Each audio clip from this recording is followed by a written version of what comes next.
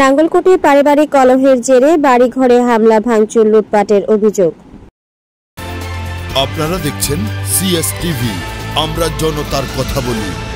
কুমিল্লার নাঙ্গলকোটের দেওবান্ধার গ্রামে পারিবারিক কলহের জেরে শ্বশুর বাড়ির লোকজনের হাতে মাস্টার আইয়ুব আলীর ছেলে আনোয়ার হোসেন ও তার মাতা আসমতের নেসাকে মারপিট ও তাদের বাড়িঘরে হামলা ভাঙচুর লুটপাটের অভিযোগ উঠেছে। ঘটনায় অভিযুক্তরা হলেন আনোয়ারের নানা শ্বশুর দেওভান্ডার গ্রামের মরহুম আজহর আলীর ছেলে হাজি আকমত আলী, তার ছেলে মাসুদ, রিয়াজ, মোহাম্মদ মুরাদ, মরহুম আকবর আলীর ছেলে জনি, দোলখার আইটপাড়া গ্রামের মাস্টার আব্দুল সাত্তারের ছেলে রবিউল হোসেন রবি। শুক্রবার বিকেলে এ হামলা ভাঙচুর লুটপাটের ঘটনা ঘটে। হামলায় আহত আনোয়ার হোসেন ও তার মাকে পরিবারের লোকজন উদ্ধার করে নাঙ্গলকোট উপজেলা স্বাস্থ্য কমপ্লেক্সে ভর্তি করে। এ ঘটনায় শনিবার বিকেলে হামলায় আহত আসমতের নেতা বাদী হয়ে নাঙ্গলকোট থানায় লিখিত অভিযোগ দায়ের করেন। একই দিন সন্ধ্যায় নাঙ্গলকোট থানা পুলিশের উপপরিদর্শক হাবিবুর রহমান চৌধুরী সঙ্গীয় ফোর্স ঘটনাস্থল পরিদর্শন করেন। আহত আসমতের নেসা বলেন, বাড়িতে হয়েছিল, আমি তো এখানে বসে রয়েছি ওনারে লইয়া, ওনার তো খালি টানে লাগছে, ইটের আলাই কোনো মূল্যই নেই। বইটা থাকতে আমার ছেলে বলতেছে, মা তোরা আইবো এখানে বসবো, কথা কই না বসবো, তাই হাতে গিয়ে মুসি চাষি ব্যাগে নাল করা লাগছে। এবার কমা স্যারা গল্প কই দিকে এদিকে আছে আন গই এলা তার বলাইছে, হাতে স্যারা গল আনা লাগছে, হাতরা ঘরের গুলগুলে হান্দাইছে হাতে সেলা মালি দিছে দিকে মামা বইয়েন নানা বইয়েন, হাতরা বইয়েন হাতে স্যার দিয়ে মিহিছে, হাতেরা দোনার চাবি দরিয়া লাইছে, হাতরা দরিয়া এলে হাতরা বেগুন আর উত্তরে সাজি এরা লাইছে, কেউ লাইছে কেউ মুরগের কেউ টুসের হাই গেছে আর বেলা বাড়ি আলাইছে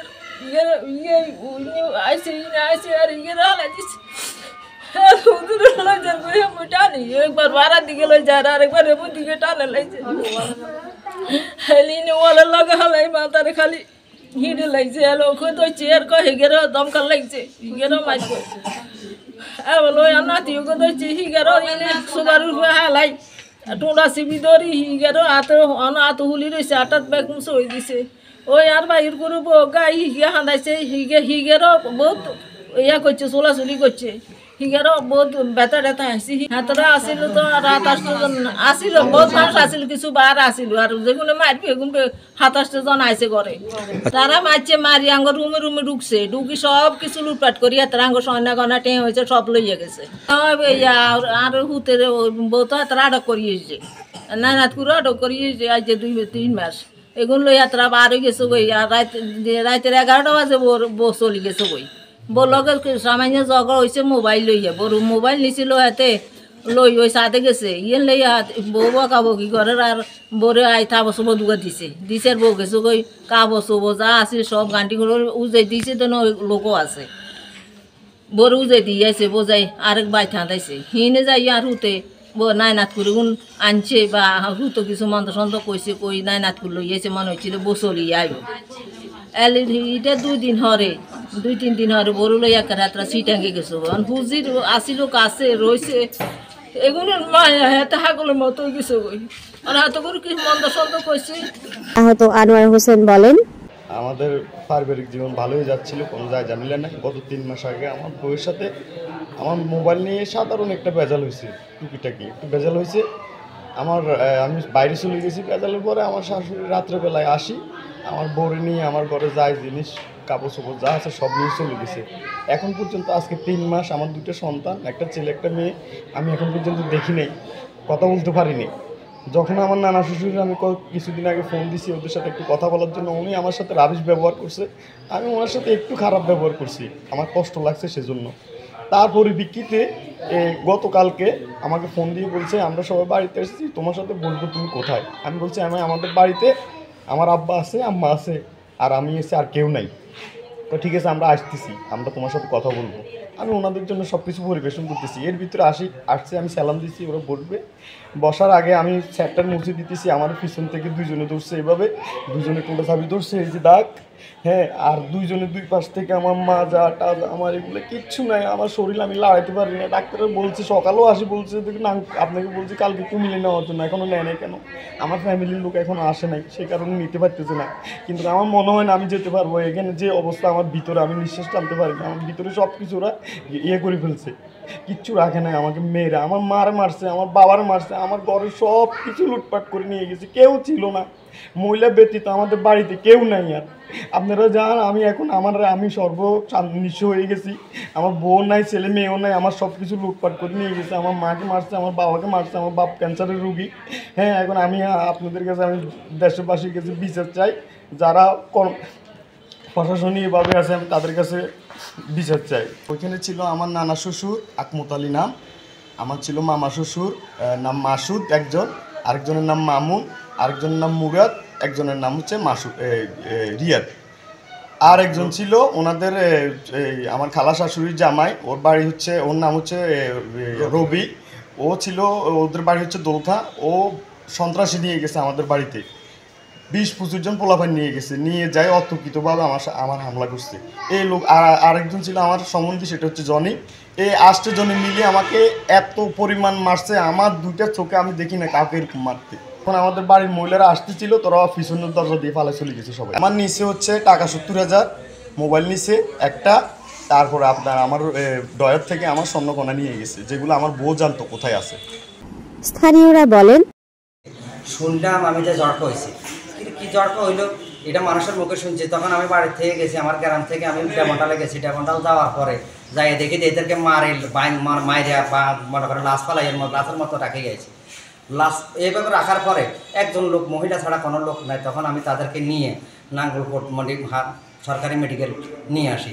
তখন আনার পরে এই দেখি যে এই পরিস্থিতি দেখি, এখন ভালো মন্দ তো এটা আল্লাহ ভালো জানে। দেখি যে ঘর দেখি যে ঘরে লুটপাট করে এদেরকে মারধর করে লুটপাট করে নিয়ে সব কিছু নিয়ে চলি, এরা সব বাগিয়ে চলে গেছে।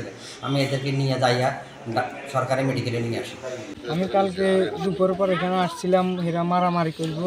এখানে আসার পর এরা সবাই মারামারি করছে, আর আমি গেছিলাম এখানে বাঙ্গাইতে, বলছিলাম এর মারি না, বসে কথা বল। এই কথা বলছে, আমরা সোফার উপর রাখি, গলা দূরে এরা আসাদ দিয়েছে, আসাদ দিয়ে এখানে সোফার সাথে বার করছে, মাথার ব্যথা পাইছে।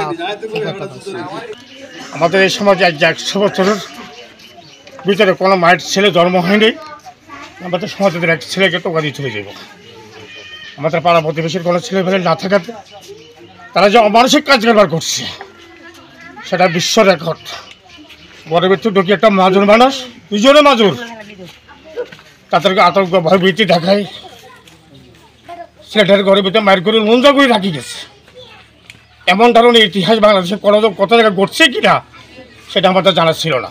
কীভাবে 3 মাস পরে থাকে আর চিটাঙ্গে তার সহপরিবার বাচ্চা কাচ্চা নিয়ে, সে এটার জন্য কথা বলাতে বা শাশুড়িকে গালি দিচ্ছে, বা মামাকে গালি দিচ্ছে, বা সম্বন্ধীকে গালি দিচ্ছে, গালি দেওয়া তার অপরাধ না।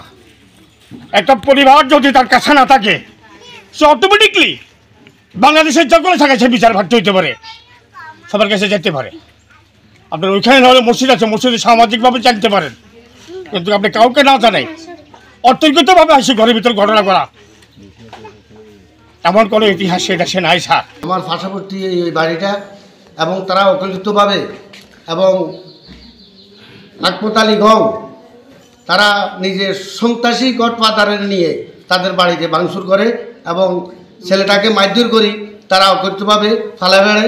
এবং আমার মা একজন বৃদ্ধ মানুষ, উনাকেও লাথি মারি ফেলাই দিছে। আমার মামিরও তারা অত্যাচার অবদান করছে।